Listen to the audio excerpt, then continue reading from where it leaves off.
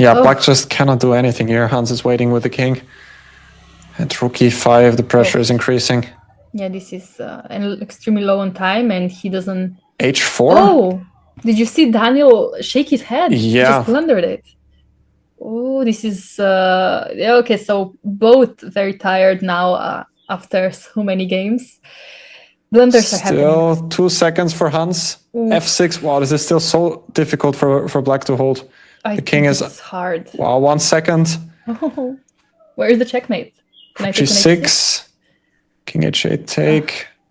Oh, this cannot be good. And yeah, queen h5 is gonna come. Yeah, and queen h5. And rook h6. Yeah. And Hans resigns. What a match so far. Are we now on 4-4? Assalamualaikum warahmatullahi wabarakatuh. Kembali lagi kawan di Legenda Catur Dunia. Itulah tadi kawan cuplikan game 9 Dwi Tarung seri kedua antara Daniil Dubov versus Hans Niemann Moke yang berlangsung di Moskow tadi malam kawan. Otak yang sama seperti seri sebelumnya bulan Maret yang lalu, di mana di seri sebelumnya, seri pertama, Dwi Tarung itu dimenangkan oleh Daniil Dubov.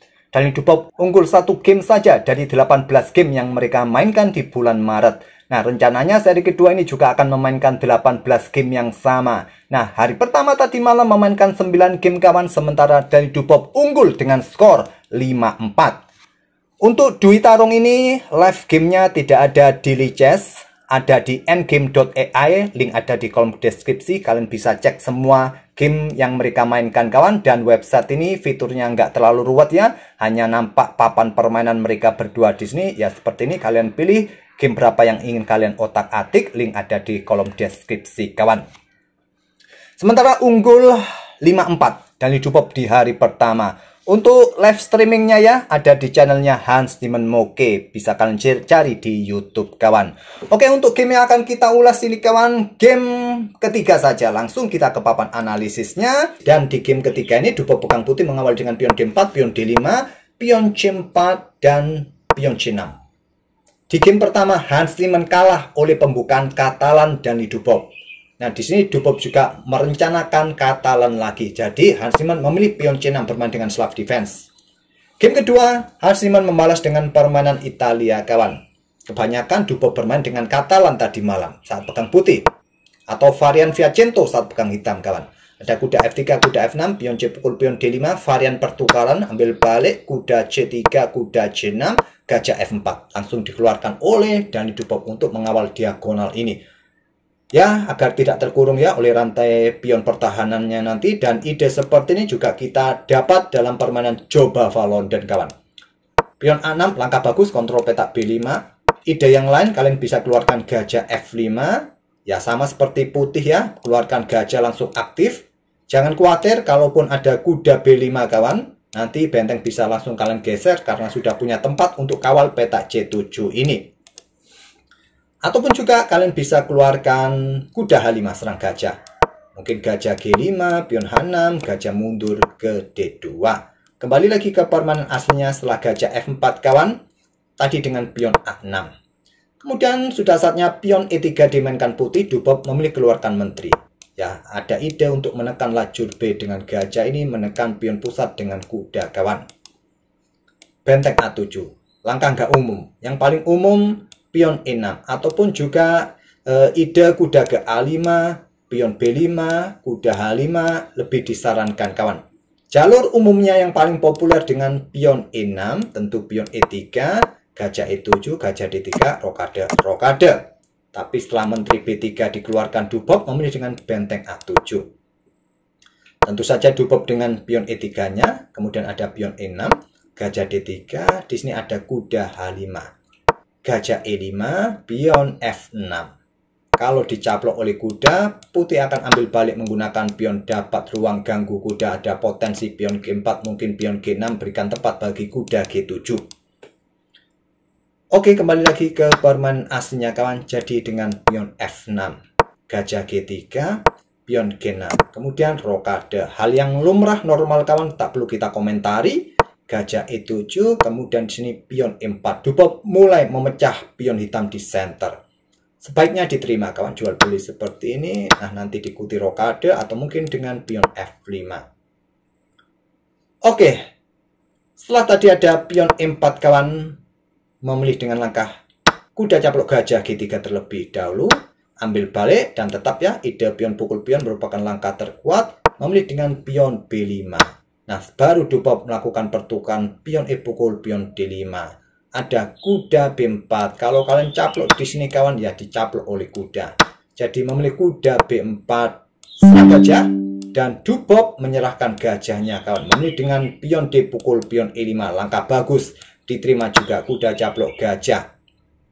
Kemudian ada benteng AD1. Menteri diangkat naik. Kenapa nggak diselamatkan saja ke sini? Karena ada pion D5 kawan. Kuda nggak bisa pulang ke rumah. Tapi aku masih punya bang pion A5. Karena memang ada ancaman pion A3 ya, atau benteng D4 ancam kuda ini.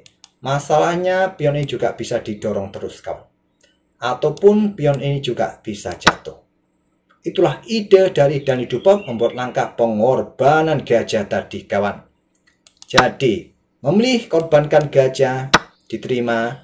Ada benteng AD1, sebaiknya caplok pion B2 atau pion F2 untuk mengambil materi.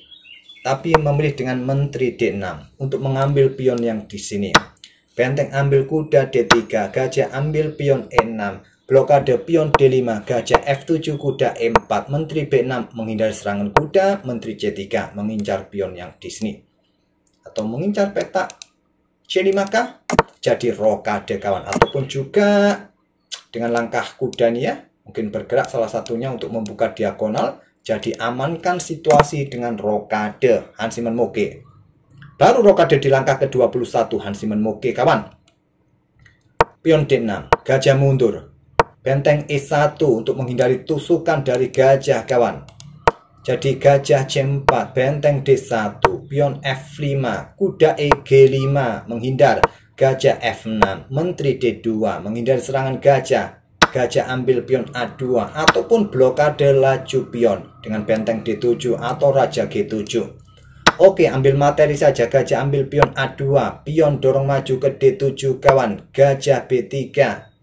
Opsi yang lain juga pion A5 atau benteng ini mundur kawan ya, untuk pertahankan baris belakang. Oke, ancam benteng. Dupop melakukan pergerakan brilian lagi kawan dengan benteng E8. Meninggalkan benteng di sini, tentu nanti caplok pion bisa promosi atau seperti ini kawan ya.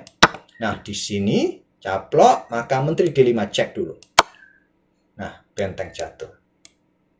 Ini maka ya benteng ambil, bisa dilanjut checkmate ya. Oke. Setelah benteng E8 kawan, ada benteng mundur ke A8. Kemudian benteng pukul benteng A8. Dupop juga punya opsi menteri B4 menyerang gajah di sini, menyerang benteng di sini.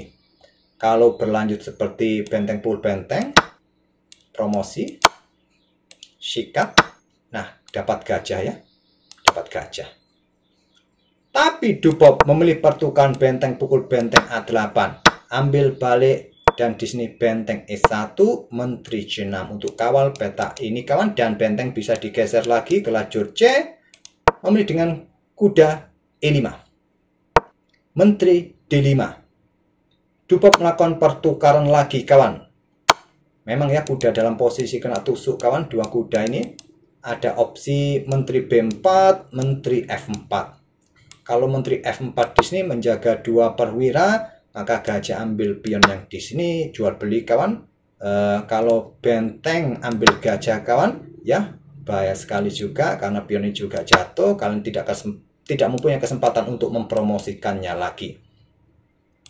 Dupop melakukan pertukaran menteri pukul menteri, ambil balik, kemudian di sini benteng D1. Ya pion F4 ini ya untuk kawal dua perwira sementara langkah kuatnya. Tapi dengan benteng D1 Dupop bermain. Ada gajah B3. Benteng D3 kawan. Ada serangan lagi. Memaksa pertukaran di petak C4 kawan. Dupop geser benteng. Siap menusuk kembali di sini.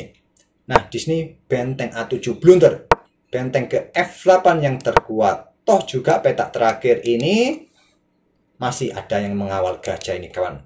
Dengan langkah presisi bisa berakhir miss. Tapi setelah benteng E3 menusuk ke sini kawan, angkat benteng A7, Harsiman blunder.